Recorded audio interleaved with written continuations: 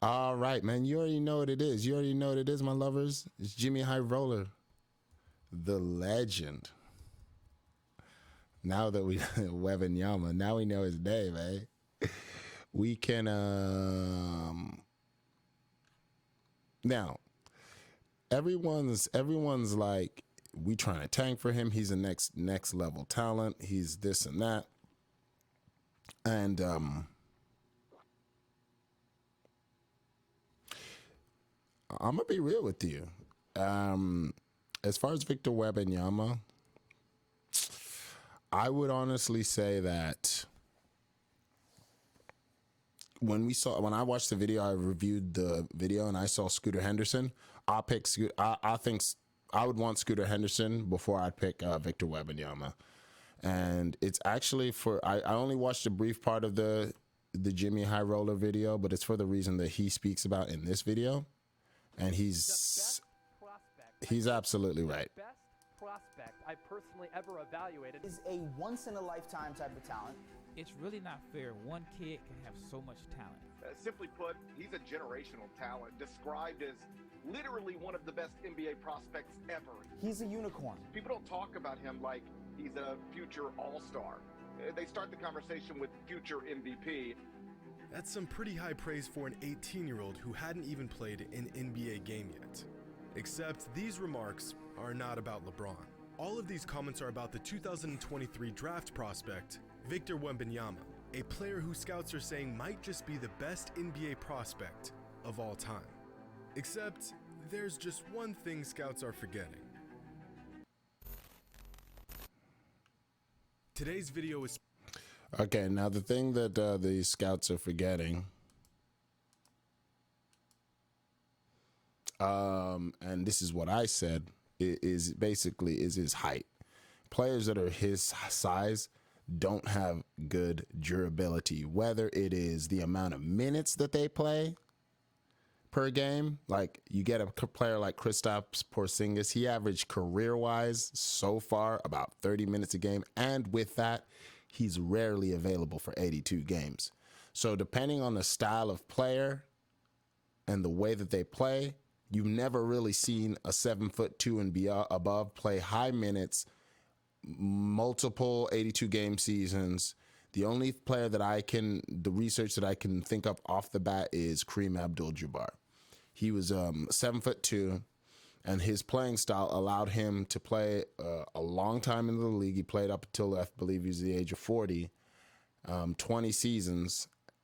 And he played multiple seasons where he played 82 games. And he played the vast majority. The fewest games he played was like 64. And we're talking about a 20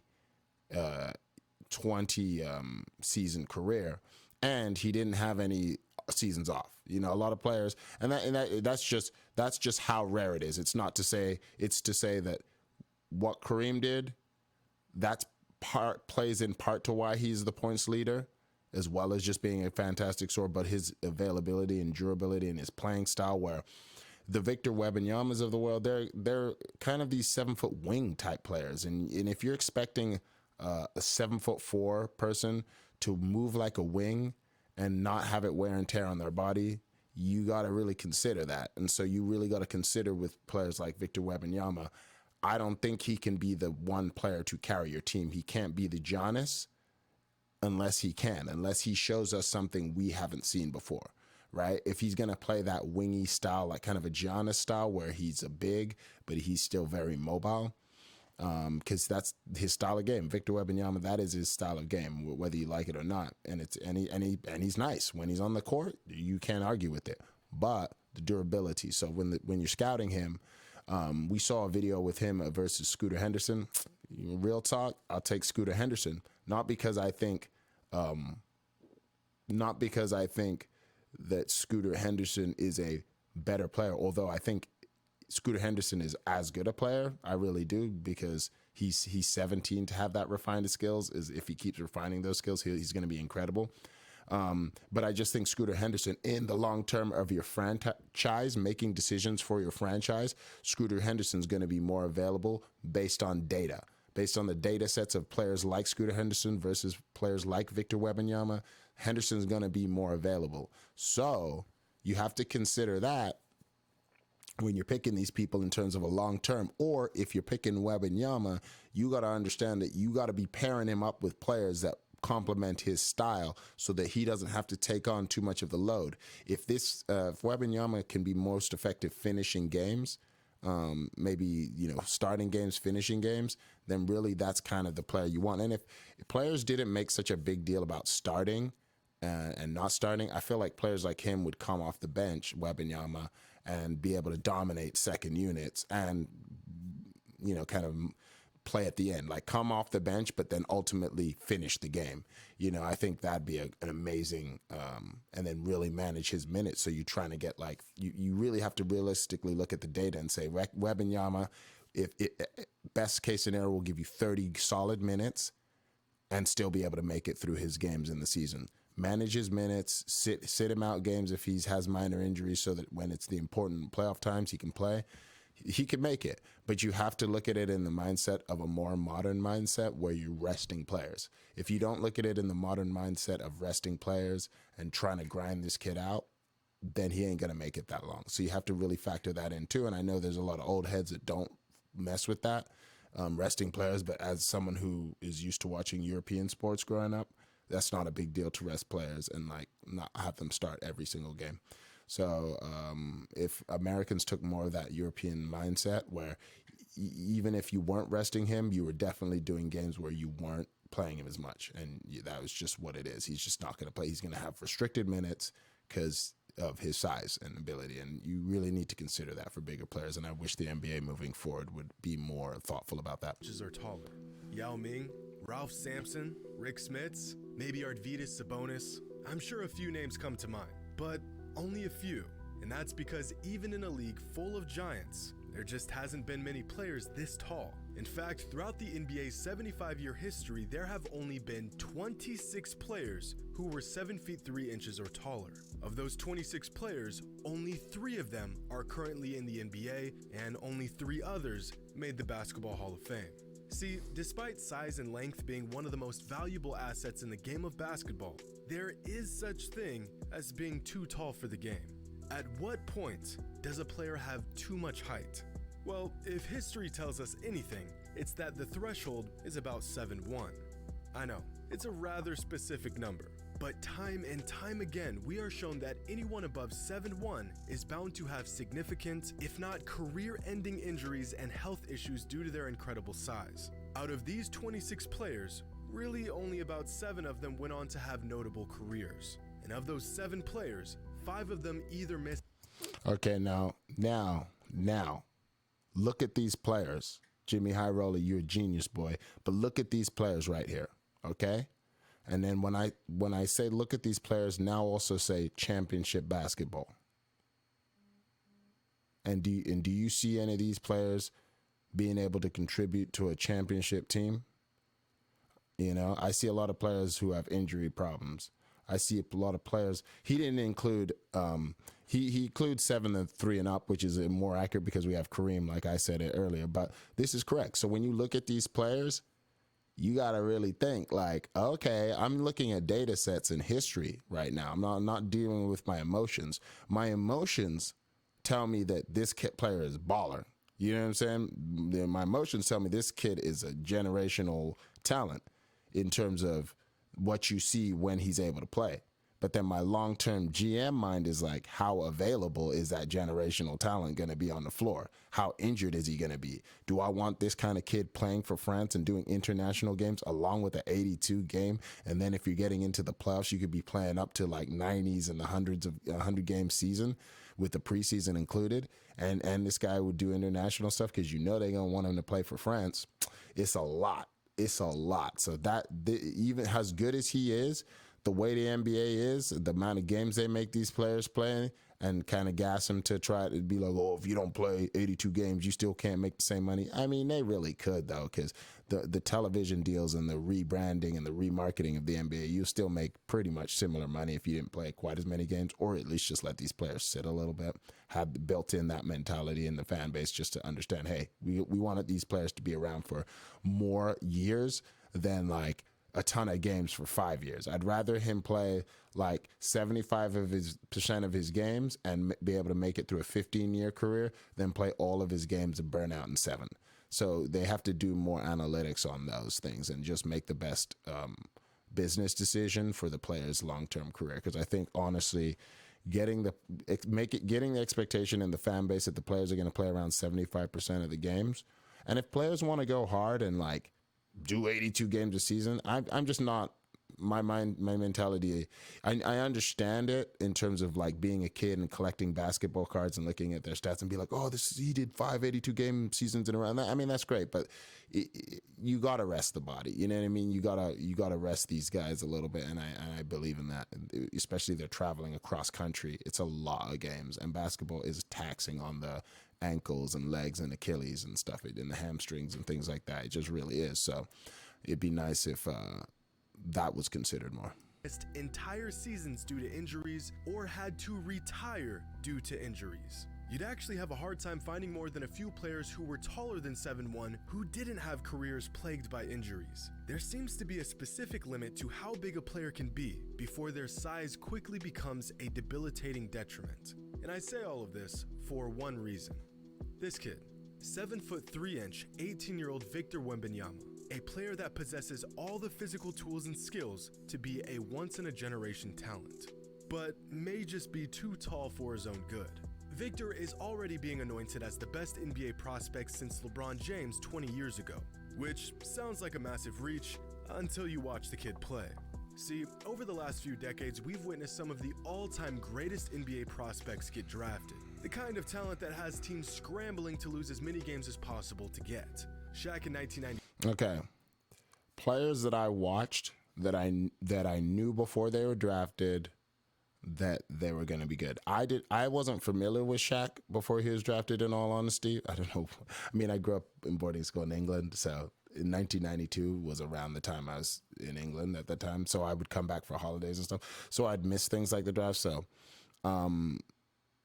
Shaq, I just wasn't aware of, but once he came into the league, it was pretty. I pretty much by Tim Duncan when he was in Wake Forest, I was like, this guy is gonna be as good as, if not better than Shaq, and I knew that as a 14-year-old. I was like, he's that good. Like Tim Duncan was that good. Like his game was just that solid, and I knew that. And it turns out that he was pretty much as good as Shaq. Like he wasn't like he did it in a different way, but the results of a Tim Duncan was pretty much the same. So there are a lot of kids, when you see him play, you know they're the real deal. And Victor Wembanyama is no different. He really isn't. When you see him on the court, the eye test, he passes it. But again, this one thing that Jimmy Highroller is talking about is a very, very strong consideration that one must have when thinking about the long-term goals of this player. What he can do for your franchise. LeBron James in 2003, and Anthony Davis in 2012. With talent of this caliber, there's never really any debate as to who's going number one Anthony overall. Davis, I wasn't. In fact, in some cases, if these prospects were available for the draft sooner, they would have gone first overall before they were even eligible. Ron Artest is on record saying LeBron could have played in the NBA by the time he was just 15 years old. Former NBA player and longtime NBA exec Danny Ainge said, "There are only 4 or 5 players in the NBA that I wouldn't trade to get LeBron right now." This was back in 2002, when LeBron was a 17-year-old high school junior. Of course, not all ultra-elite NBA prospects are ready to make the jump right away. A few years ago, Marvin Bagley was far and away the best recruit in the class of 2018. So to expedite his journey to the NBA, he reclassified to the class of 2017 and was still the #1 recruit in the country. But despite his glaring talents and NBA readiness at such a young age, he has yet to make a real impact at the NBA level. Because no matter how incredible a young prospect is, in the world of sports, there is no such thing as a guarantee. But rarely, maybe once or twice in a decade, a prospect comes along and nearly reaches that unattainable status. The 2023 NBA Draft will feature one of these generational prospects in Victor Wembanyama.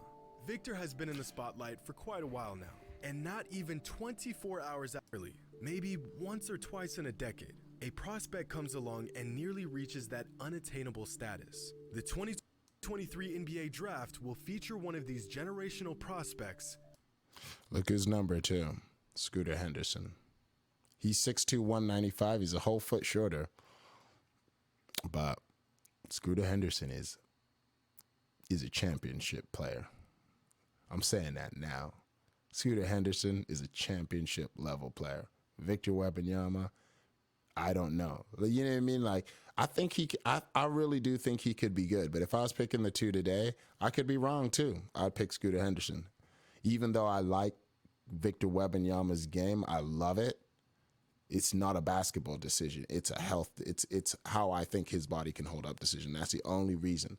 The only reason I pick Scooter Henderson over the two, because Scooter Henderson is nice. This kid can play. This kid can flat out. Like, he has a tremendously developed game at 17. My goodness, this guy's balling. Victor Wembanyama. Victor has been in the spotlight for quite a while now. And not even 24 hours after the 2022 NBA Draft, attention already began to shift to next year's draft and the ultimate prize, the 2023 NBA Draft, informally being labeled as the Wembanyama Sweepstakes. By now, most of y'all have probably heard of Victor or seen clips of him playing. The first thing that stands out is his absurd height and length. 7 feet 3 inches tall with a 7 foot 10 inch wingspan. For some perspective, here's 6 foot 4 inch 2022 NBA draftee Jaden Ivey. Here's 7 foot 1 inch Chet Holmgren. And over here is Victor Wembanyama, making Chet look like an undersized shooting guard. But many scouts... Oh my, that's big. He got to beef up them legs, bro. See, Chet Holmgren too, he's suffering from injury. So Chet Holmgren, man, it's like, I like that kid, you know what I mean? I like all these guys, obviously, but yeah, you know what I mean? It's more the circumstance of the NBA. I think they just push these kids, like, and push these men like a little too hard. You know what I mean? Like, I just don't think a 7'3" body is meant to play the 82 games. I think that's the real issue that I have, but that's not an issue that would be really popular to talk about. Which just sounds like a bunch of speculation. But you see this guy right here? This is Zach Edey. Zach's official listed height is 7'4", and Victor is a giant. But his incredible stature isn't nearly what makes him a potentially generational talent. It's what he does with it. Quick feet, even quicker hands, agility that is visually startling for a player of his size. Despite being a skyscraper, he can take defenders off the dribble with an explosive first step or use an arsenal of moves to create separation in ISO situations. The kid is 7'3" and can create shots for himself anywhere on the court. Similar to Kevin Durant, his high release on his jump shots makes them virtually unguardable. Although he's not nearly the outside shooter Durant is. But he does have an inside game far beyond his years, where he uses a variety of combinations involving spin moves, pump fakes, and fadeaways, which keeps the defense in a constant state of gambling, like a perpetual game of choose your poison. Ultimately, at the moment, his strengths are in the open floor and on defense. With his speed, quick reaction, and size, Victor is virtually... Okay, let's just look at this as a 7'4" man. Look at him running the floor, getting out above everybody. That's crazy, man. That's just crazy. It really is. Like, these highlights you're seeing, this is special. These are well-picked highlights because these are displaying that not everyone can do this. This is crazy.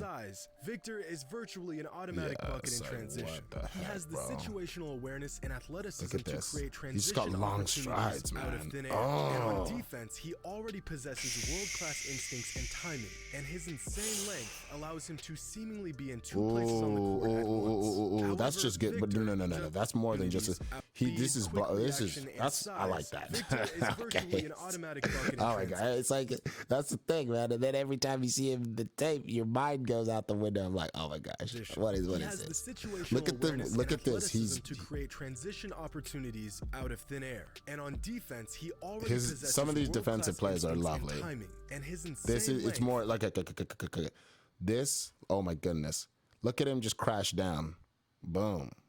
Allows him to seemingly be in two places on the court at once. Kind of just snuck in there. Just Ooh, like I every like other it. prospect that came Nice before him, help, does dude. have his weaknesses. But all of these weaknesses are things that, with the right development, can be solved. His slim frame, his shoddy decision-making at times, gambling on defense and relying on his length to make up for it, the usual weaknesses of most young mega talents. But none of that matters, because Victor isn't just the presumable #1 overall pick in the 2023 NBA draft. He's the draft pick of the decade. According to SB Nation's Ricky O'Donnell, the last prospect this big, this fluid, and this comfortable with the ball in his hands might be a young Kareem Abdul-Jabbar. One anonymous NBA scout said, Victor can be Gobert defensively, Porzingis offensively, with Jokic-like passing skills. Another NBA scout said, when you see something you've never seen before, it can feel like your eyes are playing tricks on you. And many other scouts shared this same opinion, most of them struggling to even come up with an appropriate comp for Wembanyama, since, quite frankly, there's never been a player like him in the history of the NBA. Last summer, Victor faced off against Chet Holmgren during the U19 FIBA World Cup final. And despite Victor being a year younger than Chet, one NBA scout said, never have I seen Chet Holmgren overshadowed physically like he was last year whenever the two met. Oh, Chet Holmgren's gonna get his butt beat in the NBA, man. He's just his frame ain't big. So unless he plays kind of outside more, if he tries to go into the paint, that's not a frame built for the paint. So Wembanyama is bigger than Chet Holmgren. And he's right. Jimmy Highroller, man. Legend, bro, because everything he's saying, I haven't found anything I can disagree with. Just off of sheer potential, Victor is one of the most sought-after prospects we've ever seen. But there's just one small catch these scouts are missing. Actually, it's one massive 7'3" catch. Victor's too damn tall. As we previously touched on, the history of extremely tall and sustainably great big men is very, very short. No matter how Yeah, the data's not on Wembanyama's side as far as his longevity, being able to play many, many games. talented a freakishly tall player is, no matter how enticing their physical tools are, at a certain point, all that height will eventually become a detriment to their game and their longevity. This trend of injury-prone ultra big men has become so prevalent that it isn't the exception, it's practically the rule. Believe it or not, there are only 5 active NBA players who are taller than 7 feet. And of these 5 players, only 3 of them are taller than 7'2". Now, I must admit, as an NBA fan growing up, like, I love the NBA, and this is just another part of the NBA that was just always fun. Just like you're collecting cards and you're like, oh, do I get the Manute Ball card or the George Muir son? I want one of those, like, 7. I want the tallest person in the NBA. I want their card, you know? So it's always a bit intriguing, and like seeing, you know, Taco Bell, like when he was at USCF, I think Central Florida, right? I was following him then and just trying to see if he could, you know, do anything in the league, because it was just intriguing. He was a nice player. Kristaps, you know, and Bobo Gobert. I think Gobert is a more like traditional style of player, and I think like to that, you know, I think he's going to be the most durable because he's not been asked to do a ton. And I think that's what you really got to consider with the Wembanyama. If his rookie season, first 3 seasons, I would look at him as, if I'm drafting him, I want this a long-term prospect, and I'm not trying to rush him to get a championship right away. Why bother? He's you know, just let him get his body right in the first few years, get some running mates with him, get some dogs with him and some shooters and some things around him, get another bigs that'll protect him. And you have to kind of build him up slowly, and I think it could work. But if you just try to throw him out into the fire as fast as possible, it's not necessarily going to be the best. Kristaps Porzingis being easily the most talented of the 3. But outside of an injury-riddled Porzingis, who is the last player taller than 7'1" that made a real impact in the NBA? Stop, don't even bother trying to come up with an answer. It's Yao Ming, who had his last all-star caliber season nearly 15 years ago. Which means that this century has featured two players, 7 feet 2 inches or taller, who played at an elite level. And both of them have had their careers derailed due to injuries. It's virtually inevitable. Since the 2000 NBA draft, here are the percentages of games missed from lottery picks sorted by height. Throughout these 3 height ranges, there seems to be no correlating factor between height and injury. Generally speaking, players ranging from below 6 feet all the way up to 6'11" experience injuries at a very similar frequency. But lottery picks from 7 feet to 7'1" have missed 26.2% of all their potential NBA games. See, Jimmy Highroller, that's why you're a legend, boy. He using science and data. I'm using head data. Like, basically, I'm using the data of what I've seen on the court, what I've seen through stats, through collecting cards, through looking at stats and looking at the player sizes. That's just what it is. When you have players that are above 7 foot, you're gonna face a few things. Let's just call them challenges, right? Is that the stamina is just not gonna be as good. The bigger you are, the harder it is to get good stamina, especially if you're like a Shaq style where you're big and heavier. Even though their stamina is, they played really nicely, but their stamina is gonna be less. Their minutes that they can be available per game is going to also be less, and the amount of games that they're injured, percentage of games missed for injury also. So you have those 3 factors in there that make it so that you have to consider what you just have to consider when you draft these players, that is a thing that is also a factor, as well as their playing ability. And I think the game has changed. I think the game is faster. I think the big men are being asked to do more things. I think they're being asked to do more things, and with that more things that they have to do, your body's going to have to do more, and you're being asked to do more. You're not a traditional back to the basket center where we're telling you just go post to post and defend the paint. Now, someone like Wembanyama, we're asked, hey, take someone off the dribble, post moves also, spot up and shoot, also defend the paint, also help, also be a playmaker too. It's a lot. So if you don't factor that in, you're making a mistake. That's the biggest mistake, is understanding that you might actually have to limit his game due to the concerns of his body, not because he can't do certain things, but because, you know what I mean? Like, get a player that can do playmaking. Just because the guy can pass doesn't mean you need him to be your primary playmaker. He can make, you know what I mean? Like, things like that. Just have him be strong in certain areas and let other areas be handled by other players. Games. This is a staggering amount. Now, I would add another height range of 7'2" and above, but there just hasn't been enough NBA prospects in that height range. The last time a player that tall was selected with a lottery pick in the NBA draft was Kristaps Porzingis in 2015. Before Kristaps, you have to go back to 2009 when the Memphis Grizzlies drafted 7'3" Hasheem Thabeet with the 2nd overall pick. 1 spot ahead of James Harden, 5 spots ahead of Stephen Curry, and 7 spots ahead of DeMar DeRozan. Hasheem stayed relatively healthy, but spent 5 seasons bouncing around to numerous teams and finished his career with averages of just 2 points and 2 rebounds on 10 minutes per game. But believe it or not, Hasheem Thabeet actually holds an NBA record for the tallest and highest drafted player to ever be sent down to the D-League. I swear I'm not making that up. That's a real fact. And to find the next absurdly tall lottery pick, you have to go all the way back to the 2002 NBA draft, when the Houston Rockets drafted Yao Ming with the number 1 overall pick, who, to my estimation, is the greatest player over 7 feet 2 inches in NBA history.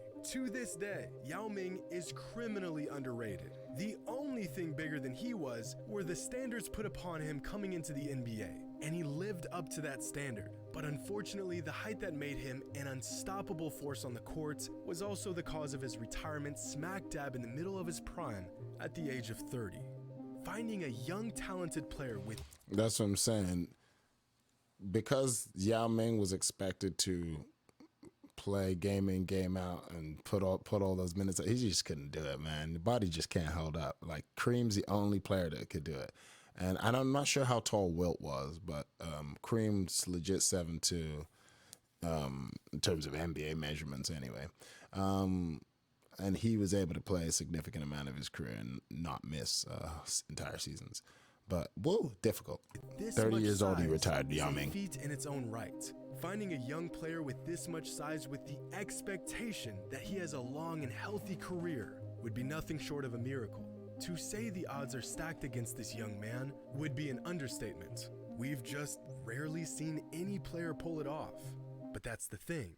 Victor isn't like any other player. He can protect the paint like Gobert, create offense like Porzingis, run the floor like Giannis, and pass like Arvydas, all in one package. With a talent like this, teams will gladly take all the risk for a shot at the ultimate reward.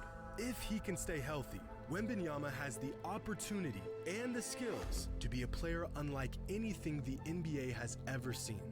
So with that being said, let the Victor Wembanyama sweepstakes begin. All right. Bet, Jimmy. Bet. Okay, that was dope. That was a dope video. That was valid.